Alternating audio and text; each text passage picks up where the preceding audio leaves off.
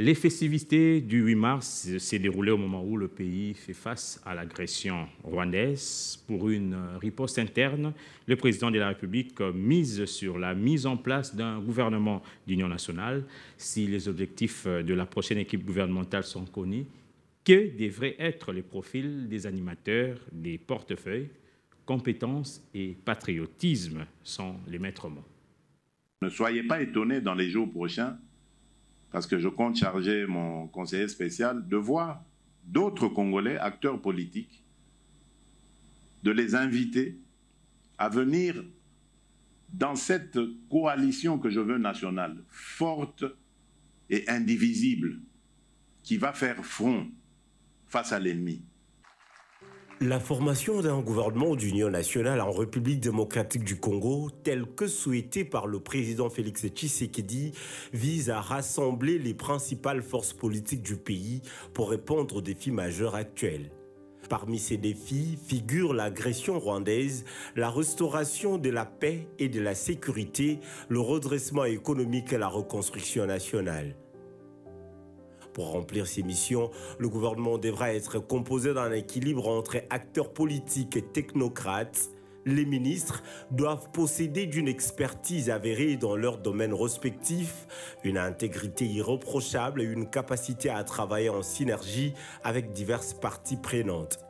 Cet équilibre garantira une gouvernance efficace et orientée vers les résultats.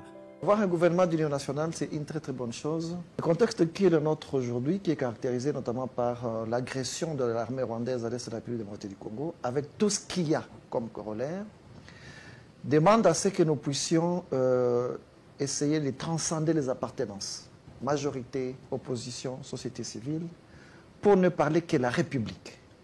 Et lorsqu'il faut parler de la République, là j'encourage l'idée du chef de l'État. Ça veut dire qu'il reconnaît qu'en dehors de la majorité parlementaire de l'Union sacrée, il existe d'autres Congolais qui peuvent apporter des contributions pour trouver des solutions aux problèmes de la République. Lorsqu'un pays est en situation de conflit, son gouvernement doit adopter ses priorités et son mode de fonctionnement pour faire face aux défis liés au conflit. En RDC, l'agression rwandaise et l'instabilité sécuritaire imposent la mise en place d'un gouvernement capable de répondre efficacement aux impératifs de défense, de résilience économique et de mobilisation nationale. Le pays aujourd'hui est en guerre. Le président a besoin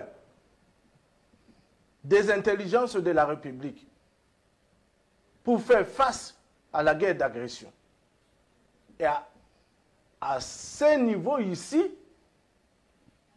il faut puiser des intelligences dans toutes les parties, dans toutes les formations politiques, société civile et n'importe quelle couche de la société, celui qui est capable.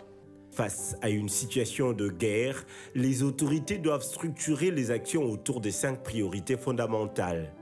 Assurer la défense du territoire et la sécurité nationale, telle une première mission qui implique le renforcement des capacités des forces armées, tant sur le plan logistique qu'en termes d'effectifs et d'armement, l'amélioration de la coordination des forces de sécurité en optimisant les interactions entre l'armée, la police et les services de renseignement, la mobilisation populaire par des campagnes d'engagement civique et de soutien aux efforts de guerre, le renforcement des alliances régionales et internationales pour obtenir du soutien matériel, stratégique et diplomatique.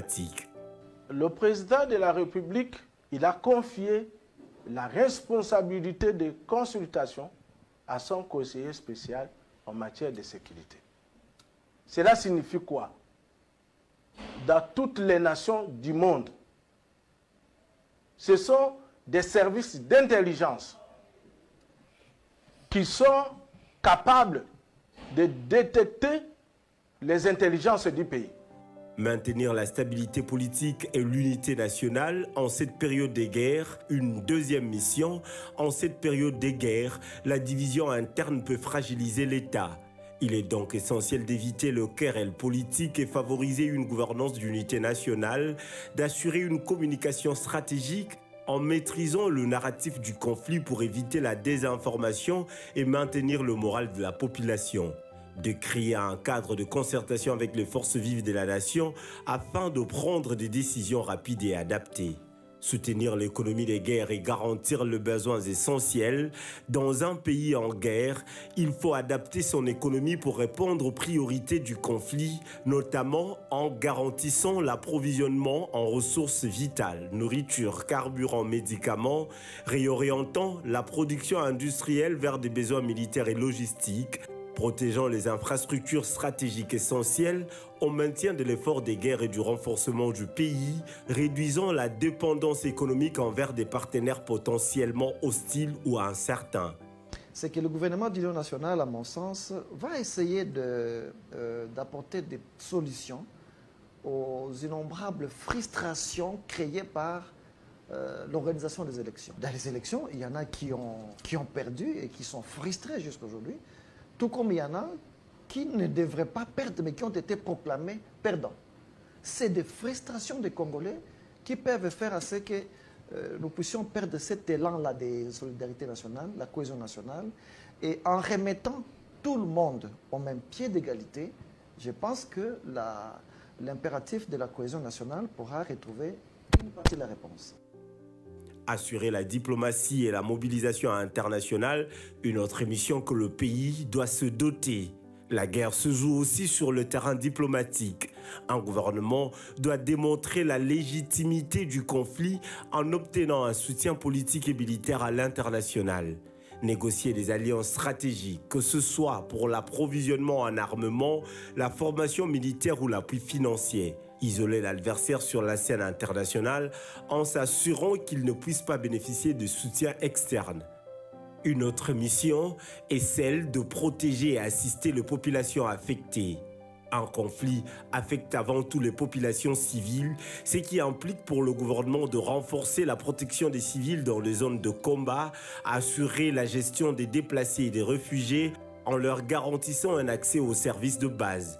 Lutter contre les violences des guerres, notamment les abus contre les femmes et les enfants, maintenir l'accès aux soins, à l'éducation et à l'aide humanitaire malgré le contexte difficile. Un gouvernement efficace en période de guerre doit s'appuyer sur des dirigeants compétents, capables de gérer la crise et de prendre des décisions stratégiques. Des experts en défense et en sécurité, notamment des militaires de haut rang ou d'anciens officiers avec une expérience en stratégie de guerre. Des spécialistes du renseignement essentiels pour anticiper les mouvements de l'ennemi et sécuriser les opérations internes. Des experts en sécurité intérieure pour contrer les menaces internes et assurer la stabilité des institutions. Des dirigeants politiques expérimentés et patriotiques, des leaders capables de mobiliser le pays autour d'une cause commune. Des figures politiques stratégiques aptes à gérer les relations internationales et les alliances, des décideurs réactifs capables de prendre des mesures fermes et rapides face à l'évolution du conflit. Dans le cas de la République démocratique du Congo, la priorité est de mettre en place une équipe dirigeante forte, patriote et dotée d'une vision stratégique claire. Seule une gouvernance adaptée, soutenue par une mobilisation nationale et des alliances internationales solides, pourra garantir la victoire et la stabilité du pays. Le succès de ce gouvernement d'union nationale dépendra de sa capacité à sélectionner les dirigeants compétents, intègres et déterminés à relever les défis du pays. Cette coalition doit incarner une volonté réelle des changements en mettant en œuvre des réformes profondes pour restaurer la paix, relancer l'économie et améliorer les conditions de vie des Congolais. L'inclusion de toutes les forces politiques et sociales sera essentielle pour assurer une gouvernance stable et efficace à la hauteur des attentes de la population.